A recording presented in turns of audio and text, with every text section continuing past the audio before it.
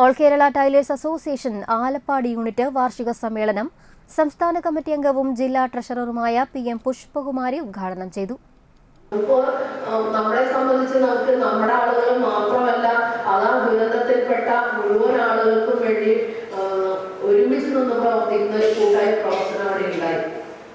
ഇതിന്റെ ഭാഗമായപ്പോഴേക്കും നമ്മുടെ ആദ്യത്തെ സഹായം ഏറ്റവും ആദ്യം ദുരന്തത്തില് ക്യാമ്പുകളിലെത്തിയ ആളുകൾക്ക് ആ സഹായം എത്തിച്ചത് നമ്മളാണ്. അതിനുശേഷമാണ് കേരളത്തിലെ വിവിധ സംഘടനകള്, അതുപോലെ തന്നെ ജാതിമത അടിസ്ഥാനത്തില് സർക്കാർ, അതുപോലെ സർക്കാർ ഉദ്യോഗസ്ഥന്മാർ തുടങ്ങി വിവിധ ഏജൻസികളൊക്കെ അവിടെ വലിയ ആവശ്യമായ ധാരാളം സാധനങ്ങൾ അവിടെ എത്തി. പിന്നെ നമ്മൾ കണ്ടത് എന്താണ്, എല്ലാ ദിവസവും പറയും 100 വീട് ഞാൻ കൊടുക്കും, 50 വീട് ഞാൻ കൊടുക്കും, 10 വീട് കൊടുക്കും, 4 വീട് കൊടുക്കും, 1 വീട് കൊടുക്കും, 2 വീട് കൊടുക്കും എന്നൊക്കെ പറഞ്ഞ് വീടുകളുടെ പ്രളയം കൊടുക്കുന്ന ഒരു സംഭവം ഉണ്ടായി. പ്രസിഡന്റ് അംബിക ജയപ്രകാശ് അധ്യക്ഷയായി. സെക്രട്ടറി ഷക്കീല ലത്തീഫ് റിപ്പോർട്ടും വരവ് ചെലവ് കണക്ക് ട്രഷറർ ബിജിലയും അവതരിപ്പിച്ചു.